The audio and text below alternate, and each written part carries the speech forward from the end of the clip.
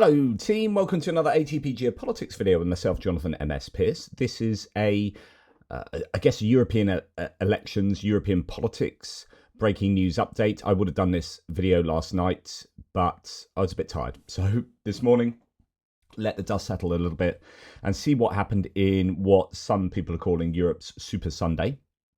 Because there are three big elections yesterday. Presidential elections in Poland, in Romania, and then another snap election, third in 3 years, in Portugal.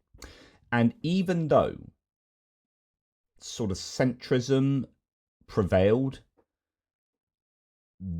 all three elections have shown a continued trend towards a populist far right in what I would say, if I was to give it a value judgment, is a worrying sign. But I don't want to give too much of my own political sort of bias and baggage here. I do, however, want to establish that there is an empirically justifiable synopsis to be given that the far right is rising in Europe, and it is doing continually so. And these elections have shown this to be something that took place yesterday as well. I had a massive sort of argument on a back channel that I'm a member of a Signal chat where there are lots of people there, and someone was asking about the elections last night, and I said, right, this is what's happened, and there's evidence of an overperformance of the far right and an underperformance of the left and far left. And somebody massively challenged me on this. It's like, okay, you might be someone who sits somewhere over there, so you don't like me, I don't know, saying that this is happening, or I don't really know. But anyway, a long and very fruitless conversation, chat, argument, ended in me saying, right, this is not the place for this discussion, but unless you've got empirical evidence that my position is wrong, jog on, mate. And the evidence is there. The right have overperformed compared to what was thought to what the predictions were, and the left has underperformed. And this seems to be a continued trend in Europe. Right, your active reports pro-EU forces prevail on election Super Sunday, but far right gains ground, and that's broadly the TLDR. The too long didn't read. What's the conclusion? Now, the good news is that Nicușor Dan in Romania has prevailed. Right, he won, I guess, fairly handily in some respects, sort of 45 to 55, there or thereabouts. And that is good news for pro-EU, pro-Ukraine advocacy. But for 45% of the Romanian population to vote for a former football hooligan far-right nationalist is a challenge. Right, let's delve a little bit into the Romanian elections, and then we'll go to the Polish elections and say a little bit about the Portuguese elections at the end. Right, for both the Romanian and Polish elections, these were important because, unlike, say, Petr Pavel in Czechia, where the president doesn't really have much power, both Romania and Poland have presidents that do have quite a bit of political power. This is a little synopsis of Nicușor Dan in Romania. That keeps you glued to the screen all night. But in the end, Nicușor Dan narrowly won the Romanian presidency, just edging out George Simion. It's a significant victory, and one that likely brought a sigh of relief in Brussels. There's no love lost between the far-right Simion and the European Union. And in Romania, the presidency is far from a symbolic role. The president directs foreign policy, appoints the prime minister, and can veto legislation or refer to the Constitutional Court. And most importantly, they command the armed forces and represent Romania on the European stage. So, who is this new president? Nicușor Dan started out as a maths prodigy, studying in Bucharest and Paris, where he earned his PhD. He soon became a civic activist, fighting to save historic buildings in Bucharest from demolition. Then, in 2015, he stepped into politics, founding the Save Bucharest Union, which later became the Save Romania Union, or USR, a progressive pro-European party built to fight corruption and modernize the Romanian state. And USR's rise was just as fast. The party entered parliament in 2016 and rapidly became the main voice for Romania's urban, educated, and anti-corruption electorate. But Dan himself left in 2017, frustrated by growing tensions between the party's progressive and conservative factions. That didn't slow him down, though. He won the Bucharest mayor race in 2020 and secured re-election in 2024. And this momentum, including his reformist image, carried him all the way to the presidency. His campaign... And he's just about to continue here in this video, EU Made Simple. This guy is... I mean, my opinion would be in any kind of objective, sit down in the clear light of day kind of election, where you strip away all of the other, I don't know, distractions. This guy should be the clear winner. He's honest. He's about reform. He's about integrity. He's just got a small flat in Bucharest, I think, with three bedroom flat with his family and wife, and he's really modest, PhD mathematician, just really decent guy, it seems, a moderate pro integration with the EU, and of course that's the issue, isn't it? It's this ultra nationalism, or this nationalism against the EU, and that nationalism is fomented by influence from Russia and indeed from the United States of America. So, you know, George Simion, the opposition candidate, was lauded. Well, he lauded MAGA Trumpism. So he wears a Make America Great Again cap, or Keep America Great Again.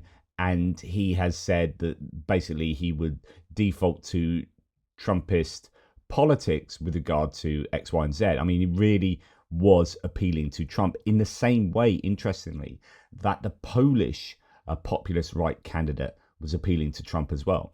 Some are saying this is a repudiation again of Trumpism in Europe, as we have seen previously, but I don't know. I just think that there is a really significant proportion of the electorate in these countries that is choosing that far-right populism.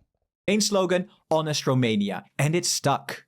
Dan's modest lifestyle, including the 3-room rented flat he shares with his partner and their 2 children, helped reinforce his image as a clean, independent, and unbought politician. When it comes to foreign policy, Dan made his position crystal clear during the campaign. I wish for Romania to hold on to its pro-Western approach, meaning pro-EU. So this is what we can expect from him. Meaning for Romania to be active inside the EU. On the other hand, to keep the strategic partnership with the USA, which is very important, mostly in security. So yeah, that's his position. He's also been a vocal supporter of Ukraine and a defender of Romania's place in NATO and the European Union. So for Ukraine to have a just peace, he said in debate, it needs the support of Western nations, including Romania, and this is for the security of Romania. In his view, Europe and the US are not in competition, but on the same side. Dan also...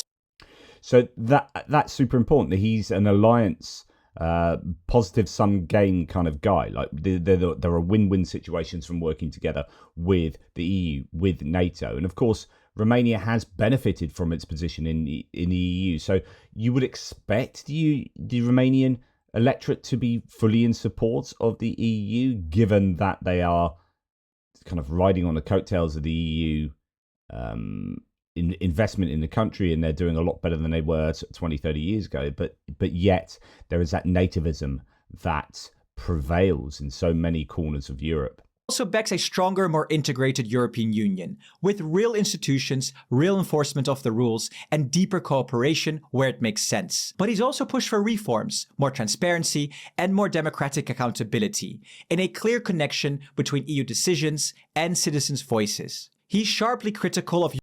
Okay, so, and then we know that George Simion is the opposite to that. So, you know, he has done well enough to have won there. What's the synopsis? This was from last night. Centrist Mayor Bucharest Nicușor Dan is set to win Romania's pivotal presidential election. He's won it now. About 54 to 46%.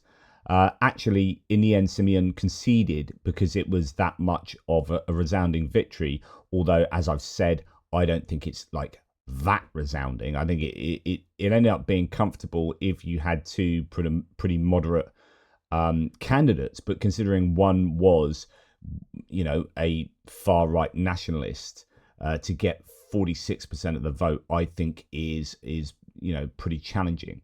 Then we go on to Poland, and we see the results coming in from Poland there, or that's just moved.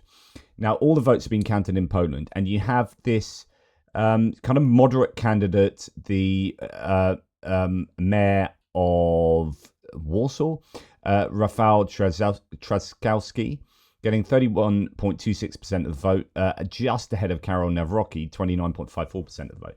But again, the trends are important here. So 29.54% of the vote.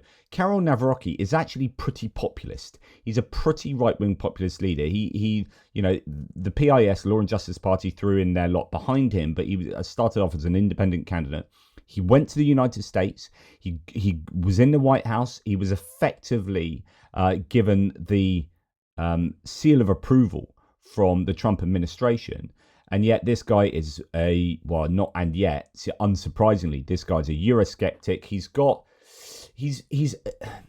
kind of pro-Ukraine in terms of the war, but not in terms of, so he doesn't want Ukraine in the EU. He doesn't want continued support for Ukrainian refugees and so on and so forth. So, he's sort of moving away from support of Ukraine, where PIS, the Law and Justice Party, have been, pretty staunchly pro-Ukraine when the war broke out, and then they lost the election, and then you had the coalition of Donald Tusk, which is a sort of slightly centre-right coalition in power. So again, I had this argument with someone last night, as I mentioned, and he was saying, the far left and the radical left. And I keep saying this to you, and there are some of you that say, you keep talking about the far right, but what about the far left? The far left in Europe is irrelevant. Like, it's literally, empirically irrelevant. I mean, this guy was talking about cultural Marxism and this and that. I'm like, really? I like talking points like that. I'm just going to turn off. Right? You show me in Europe where the far left has meaningful power, and you will struggle to do that. Now, you tell me where the far right has meaningful power in Europe. Oh, the stats are massively different, right? Massively different. Even the centre, the moderate lefts are losing vote share in Europe, across Europe. So you can try the both sides of something. You keep talking about the far right, and okay, there's an interesting discussion to be had about the delineation between moderate right and far right. And some people will sit somewhere around that fuzzy edge there and say, hey, I don't like the fact that you keep talking about far right. I don't see myself as far right. Okay, that's an interesting discussion. It's a valid discussion. We're not going to have it here, but there is some need to work out what the difference between far right and right is. Yes, agreed. But you if you're trying to both sides it and say, but what about the far left? Far left doesn't, give me the data. Show me the data that the far left is meaningful, a radical movement, populist movement in Europe that is gaining momentum, gaining power, and that power is problematic. Because at the moment, it looks like Europe is moving gradually further towards fascism. Like the whole electorate seems to be moving in one direction, and that seems to be inexorable at the moment. Now, more evidence of that is here in this Polish set of results, where Sławomir Mencen is far right, Grzegorz Braun is far right. He's a guy that burnt the flag the other day and that I showed you a video of. So, the Confederation Party. So you've got over 20% of the vote there in real right-wing populism. I mean, far-right populism. And then Nawrocki himself isn't your complete moderate, right? I would say he's on that further to the right, which I think, PIS was anyway, but he's not officially PIS, Law and Justice Party. But, you're going to be talking about a lot of cultural issues going on, stuff to do with tightening abortion laws and all sorts that don't sit well with most of the kind of center ground. But actually, you've got this growing desire to have a more authoritarian looking representation in government right across the EU. And so you add this together, and that's a really significant number of people who are attracted to the far right, more so than we used to have. You've got Bieget here is your far left candidate, 4%. Well, whoop-de-doo. That's what I mean. Because even when you go up to the main candidate one, they're not actually moderate left or left. They're the kind of centrist centre-right. And so, and actually that would be the same for Nicușor Dan. It's not the left against right. It's like centrism against the far right. That seems to be what's going on at the moment. And that is what happened in the EU elections, where the kind of centre-right held out against the far right. It wasn't particularly the left holding out against the far right. The left and centre left seems to have just been chipped away and chipped away and chipped away. And those of us who are kind of wanting stability are depending on the centre right holding in, for example, Europe. Let's just have a little look at the Polish elections again from EU Made Simple. And the president is currently Andrzej Duda from the Law and Justice Party. He is the commander-in-chief of the armed forces and has the authority to appoint high-ranking military officials. But crucially, the president also has the power to veto legislation, a power that has proven to be a nightmare for Tusk's current government. While the parliament can override the presidential veto, it requires a 3/5 majority vote in the parliament. And as you've probably guessed, Tusk does not have that supermajority. For example, Tusk's failed attempt to reverse the controversial judicial reforms by the Law and Justice government. These reforms violated EU law, and despite Tusk's effort to reverse them, Duda vetoed the changes, leaving the government at odds with the courts. Therefore, these elections are super important. And without further ado, let's have a look at the results.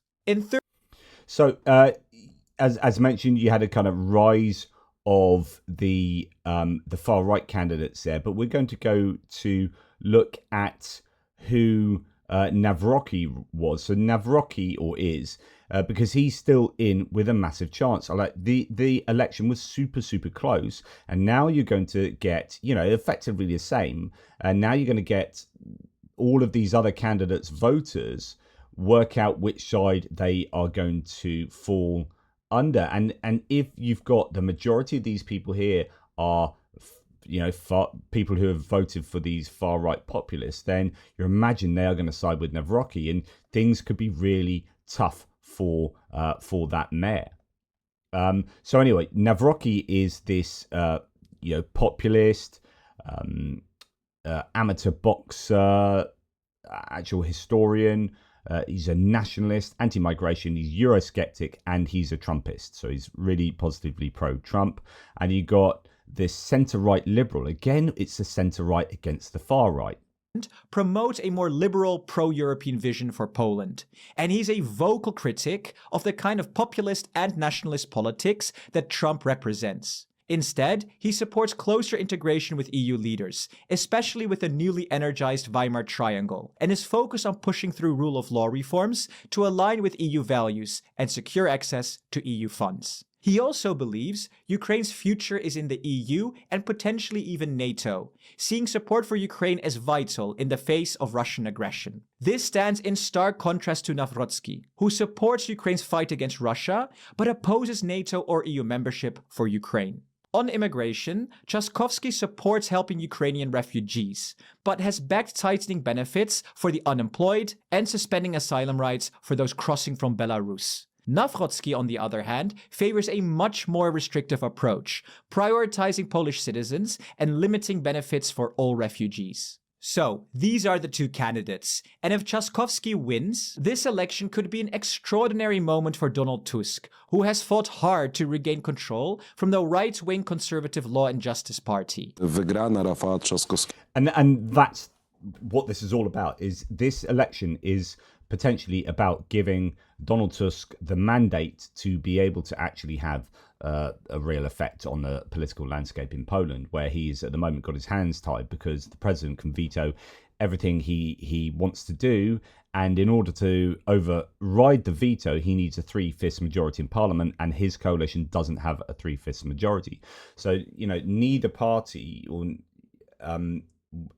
during the general elections got over 50%. And so he had to do a coalition, Donald Tusk, because no one wanted to go into coalition with a Law and Justice Party that could get the Law and Justice Party over the line in a coalition. So you've had this other minority coalition formed, the KO, which struggles then to get things passed because the PIS president, Andrzej Duda, can just veto everything. That's where we're at there. Now, just in more general terms, I want to, and this is an article from 2023, so it's a couple of years old, but it shows you the direction of travel, and it's only got more. The trajectory is only continued since then, right? So 1 in 3 Europeans now vote anti-establishment. This is populism. People eschew the kind of establishment politicians these days and think, oh, I'm so bored, they're all the same, blah, blah, blah. When actually what you're doing is you're saying, yes, screw status quo, screw the mechanisms and the processes and institutions that allow us stability and security. And that's a problem. It's much more exciting. I always think about it like, Mel Gibson in Braveheart. It's really easy to run up and down, to gallop up and down the line, shouting, yeah, but you'll never take our freedom, and shout about, that kind of nativism. But actually, what are you going to do when you're in charge? And just shouting these really simple, like almost jingoistic slogans, might rile up a bunch of people and get them to support you. But what about the serious politics of running the country? And, what are you going to offer? And burning this all down is easy, but building something up, providing something positive is more difficult, more challenging, but it's what you need to do if you're serious about running a country. This is my criticism about reform, and it's interesting that, and I'm going to do a video on reform, as of some days ago already, with those masses of local councillors that were elected, already something like 25 of them have quit because they either weren't allowed to run, or it's just chaos, absolute chaos. And there's all sorts of problems, and then they've come out with a manifesto which looks really, really simplistic and poorly thought out, and that's kind of my point, is when you get these populist movements from either fringe, right? They're saying they're attacking the establishment, they're attacking the elites, and they're saying, yeah, these bastard elites, let's drain the swamp. They get in and they either bring their own elites in, their billionaire oligarchs like you see in the United States, or their own moneyed interests or corruption. And it's like, yeah, all these simple solutions to really complex problems they're not fit for purpose. And so somehow we need to make the status quo or serious politicians or establishment politicians attractive to vote for, because I don't think burning everything to the ground is a sensible way of doing politics. But of course, that's really boring, right?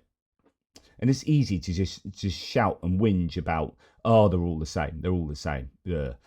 So anyway, this is an interesting article talking about a really big analysis that was done sort of a year and a half ago. Almost 1/3 of Europeans now vote for populist, far right or far left parties, research show. So that's a both sidesism, but devil's in the detail.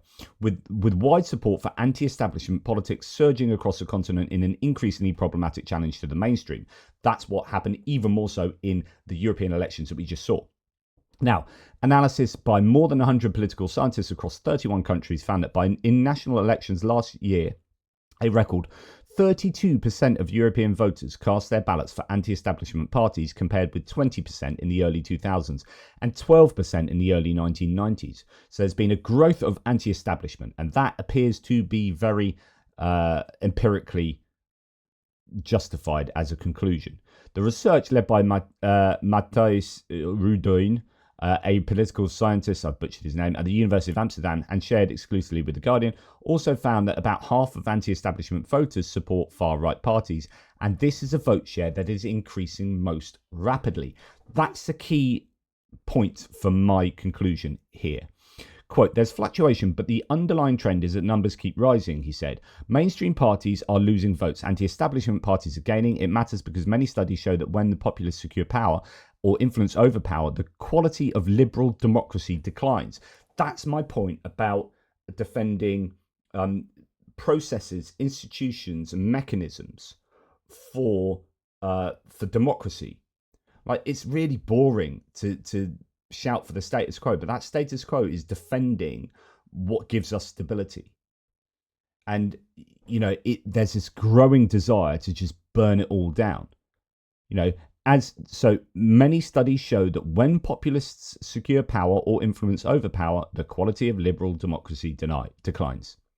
In a sign of how far the rise of the nativist authoritarian far right has shifted Europe's politics rightwards, the researchers considered classifying several of the continent's better known centre-right parties as borderline far right. And this is where we go back to, say, the Polish election here and say, actually, Karol Nawrocki arguably sits on the further to the right, not just like moderate right there, but actually, should we be considering that to be far right? That's what this analysis looked at.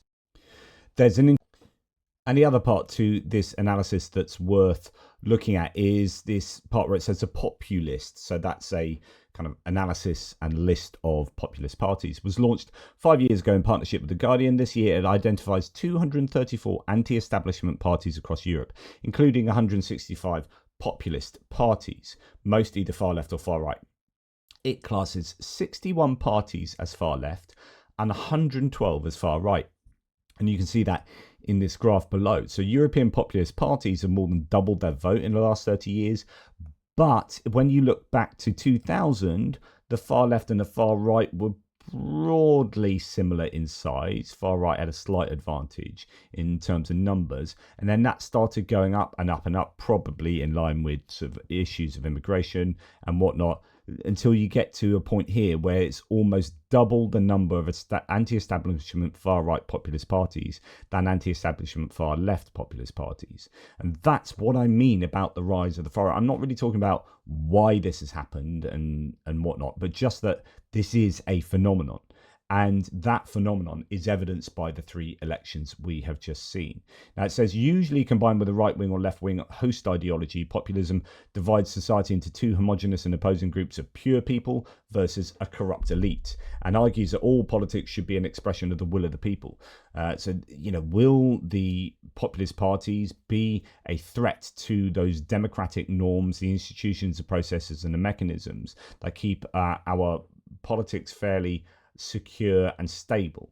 So it says its supporters say it is the democratic corrective, privileging the ordinary person against elites, vested interests, and an entrenched establishment. But critics say, and I would be one of them, populists in power often subvert democratic norms, undermining the judiciary and media, or restricting minority rights, sometimes in ways that will long outlast their mandates. Quote, for populists, everything that stands between the will of the people and policy making is bad. That includes all those vital checks and balances, a free press, independent courts, protections for minorities that are an essential part of liberal democracy. That is my worry with this general tendency. And it goes on to detail Viktor Orban in Hungary. Then you've got Poland's Law and Justice Party, Giorgia Meloni in Italy, actually, so coalition parties, I think, are a problem. Austria's FPO. We've got Germany's AfD, Marine Le Pen's Rassemblement National.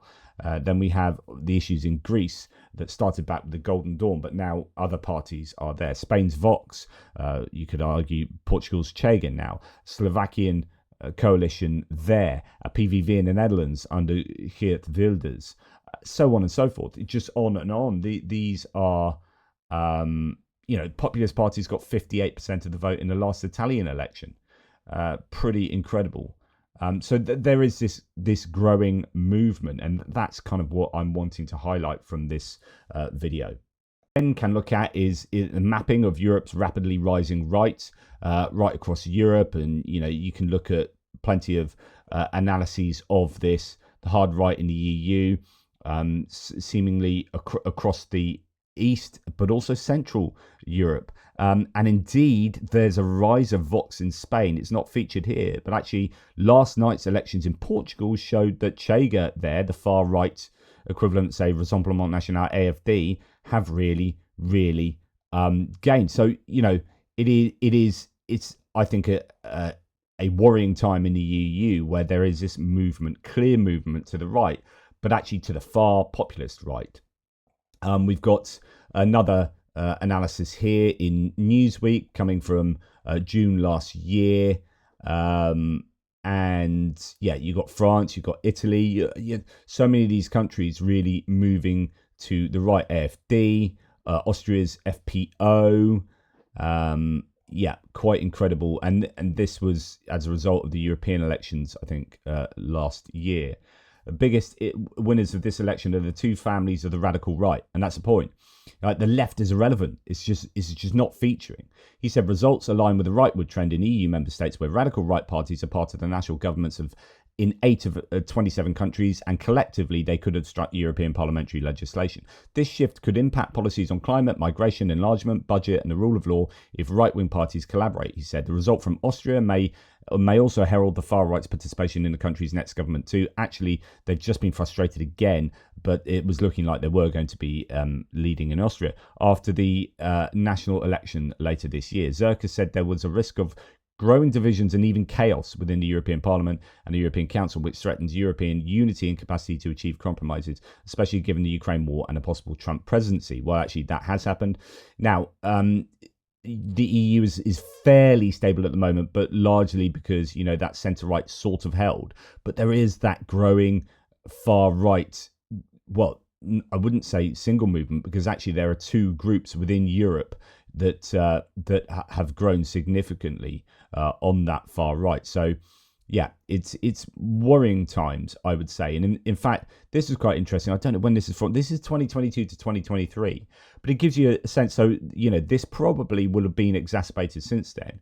What proportion of these kind of populations in these countries, Brazil, UK, France, Germany, US, Australia, South Korea, and Japan, are left, centre, and right. And in every country but one, the right is bigger than the left.